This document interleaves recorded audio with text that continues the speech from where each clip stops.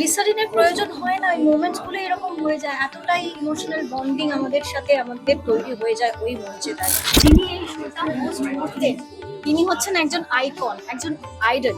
তুমি যদি সুদীপ্তা দিকে একবার ফোন করি যে তুমি নিজেকে কি করে পেপ আপ করতে, বা তুমি যদি আমাকে একটু গাইড করো, সেই ফোনটা রাত যদি 12টাতেও যায় 1টাতেও যায়, উনি ফোনটা রিসিভ করে আমাকে গাইড করবেন। সো এইটা হচ্ছে সুদীপ্তাদির সাথে আমাদের, মানে আমরা যারা তার থেকে ছোট সব দিক থেকে, তাদের সাথে সুদীপ্তাদির বন্ডিং। তো সবাইকে আগে thank you for the opportunity. আমার ফার্স্ট টাইম আমি কোনো নন ফিকশনে পা রেখেছি, আর সেখানে এত সম্মান, এত ভালোবাসা। সুদীপ্তাকে ছাড়তেই হতো, কারণ তারা 2 বছর ধরে এই কাজটা করার জন্য ওর অনেক কিছু, ও একটা অ্যাক্টিং একাডেমি চালায়, ওর একটা মেয়ে বড় হচ্ছে, তো ওকে একটা ব্রেক দিতেই হতো। সেই ব্রেকটা খুব অনিবার্য ছিল।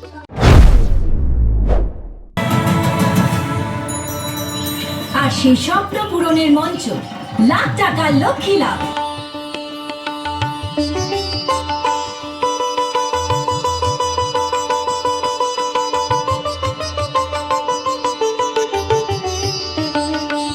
অনেক দিন ধরে অনেক কষ্ট করে অনেক লড়াই করে আমি নিজেকে বোঝাতে পেরেছি যে ওই যে মানে ডায়লগেই বলেছে প্রমোতে যে বাংলার মা লক্ষ্মীদের জেদ, এবার জেদটা বসে গেছে। অনেকটা পথ চলতে হবে ক্যাপ্টেন, সবাই মিলে আমার টিমের অনেকে পেছনে দাঁড়িয়ে রয়েছেন। দাঁড়িয়ে যে টিমটা আমাকে সবসময় সাপোর্ট করে এসছে, সান বাংলার এন্টায়ার অফিসের টিম ওখানে দাঁড়িয়ে আছে, রনিও দাঁড়িয়ে আছে। তো সবাইকে আগে thank you for the opportunity. আমার ফার্স্ট টাইম আমি কোনো নন ফিকশনে পা রেখেছি, আর সেখানে এত সম্মান, এত ভালোবাসা।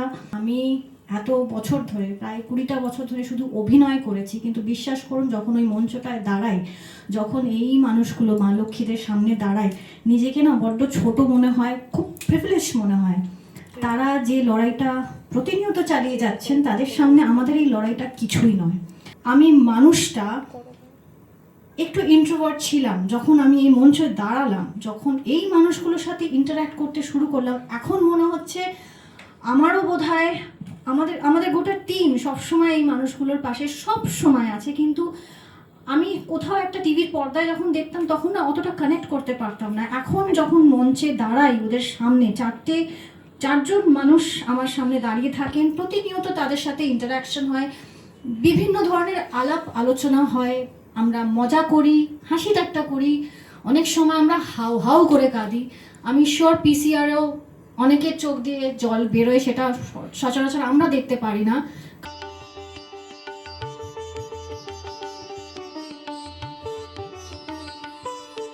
মানে আমি সুন্দরবন সবখালের রিলস কুইন, আমার সোশ্যাল মিডিয়ায় প্রোফাইল আছে ঝিনচাক টুনি বলে।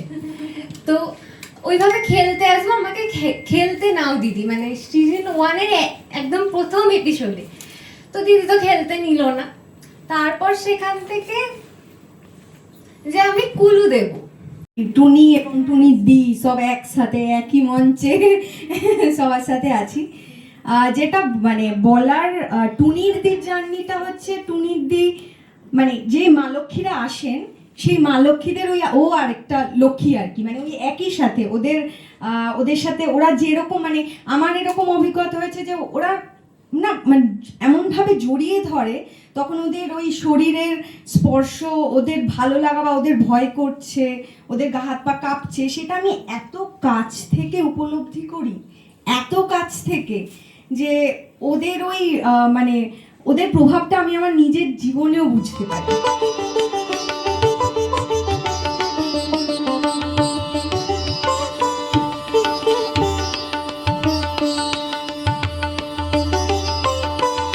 যিনি এই শোটা হোস্ট করতেন তিনি হচ্ছেন একজন আইকন, একজন আইডল। তো আমি এটাও আগে বলছিলাম যে আমি এটা জানি, আমার বিশ্বাস যদি আমি কখনো ফেল করি, যখন ফেল করি ইন দ্য সেন্স ভেঙে পড়ি, কারণ আমরা প্রত্যেক দিন এমন এমন মা লক্ষ্মীর সাথে কথা বলি, তাদের জীবনের সম্পর্কে জানি, তাদের যাপনের সম্পর্কে জানি, কোথাও গিয়ে না মানুষ হিসেবে নিজেকে বড় ছোট মনে হয়। তো তখন মনটা খুব খারাপ হয়ে যায়। আমি জানি যে এই মন খারাপটা নিয়ে আমি যদি সুদীপ্তা দিকে একবার ফোন করি যে তুমি নিজেকে কি করে পেপ আপ করতে, বা তুমি যদি আমাকে একটু গাইড করো, সেই ফোনটা রাত যদি 12টাতেও যায় 1টাতেও যায়, উনি ফোনটা রিসিভ করে আমাকে গাইড করবেন। সো এইটা হচ্ছে সুদীপ্তাদির সাথে আমাদের মানে আমরা যারা তার থেকে ছোট সব দিক থেকে তাদের সাথে সুদীপ্তাদির বন্ডিং। আমার প্র্যাকটিস প্রসেসটা খুব ইন্টারেস্টিং ছিল, যেটা শুভঙ্কর দা আমাকে বলেছিলেন যে তুমি এপিসোড গুলো রেগুলারলি ফলো করো, যেটা আমি রিলিজিয়াসলি ফলো করেছি। আর তার সাথে সাথে কিছু এপিসোডস আমি নিজে লিখতাম। মানে আমি যদি আজকে এই 4 মা লক্ষ্মী এসেছেন বিভিন্ন জায়গা থেকে এসেছেন, তাদের সাথে তাদের এই সমস্যা, তাহলে আমি তাদের সাথে কিভাবে কথা বলবো। এবার আমি কোথাও কোথাও গিয়ে আটকে যেতাম, আমার ক্যাপ্টেনকে ফোন করতাম যে আমি তো বুঝতে পারছি না, এটা তো আমার কথা বলছি, কিন্তু স্টেজে গিয়ে তারা তো অন্য কথাও বলতে পারে, তখন আমি কি করবো। এটা একটা প্র্যাকটিস প্রসেস। তো এই প্র্যাকটিসটার মধ্যে দিয়ে আমি গেছি, তারপর আমি এপিসোডস রেগুলারলি দেখেছি, তারপর তো আমি মানুষ খুব ভালোবাসি। যিনি এই শোটা হোস্ট করতেন তিনি হচ্ছেন একজন আইকন, একজন আইডল। তো আমি এটাও আগে বলছিলাম যে আমি এটা জানি, আমার বিশ্বাস যদি আমি কখনো ফেল করি, যখন ফেল করি ইন দ্য সেন্স ভেঙে পড়ি, কারণ আমরা প্রত্যেক দিন এমন এমন মা লক্ষ্মীর সাথে কথা বলি, তাদের তাদের জীবনের সম্পর্কে জানি, তাদের যাপনের সম্পর্কে জানি, কোথাও গিয়ে না মানুষ হিসেবে নিজেকে বড় ছোট মনে হয়। তো তখন মনটা খুব খারাপ হয়ে যায়। আমি জানি যে এই মন খারাপটা নিয়ে আমি যদি সুদীপ্তাদিকে একবার ফোন করি যে তুমি নিজেকে কি করে পেপ আপ করতে, বা তুমি যদি আমাকে একটু গাইড করো, সেই ফোনটা রাত যদি 12টাতেও যায় 1টাতেও যায়, উনি ফোনটা রিসিভ করে আমাকে গাইড করবেন। সো এইটা হচ্ছে সুদীপ্তাদির সাথে আমাদের মানে আমরা যারা তার থেকে ছোট সব দিক থেকে তাদের সাথে সুদীপ্তাদির বন্ডিং আর ব্যক্তি সত্তা। কারণ এইখানে যে মানুষগুলো আসে না দাদা, তাদের সাথে অভিনয় করে কিছু হয় না। আর আমরা রিয়েল লাইফে অভিনয়টা করতেও পারি না। যারা পারেন তারা পারেন, কিন্তু আমাদের মতন মানুষরা, সুদীপ্তাদিও কখনো তাকে স্টেজে অভিনয় করতে হয়নি এই মানুষগুলোর সাথে ইন্টারঅ্যাক্ট করার জন্য। তারা এত হয়, তারা পিওর হয়, তাদের দেখলেই তো কথা বলতে ইচ্ছা করবে। আর শোটা কোনো কিছু ফেক নয়। আমরা যে হাসি ঠাট্টা, একদিন হয়েছে যে আমরা হেসে গড়াগড়ি খাচ্ছি, একদিন হচ্ছে আমরা সবাই কাঁদছি।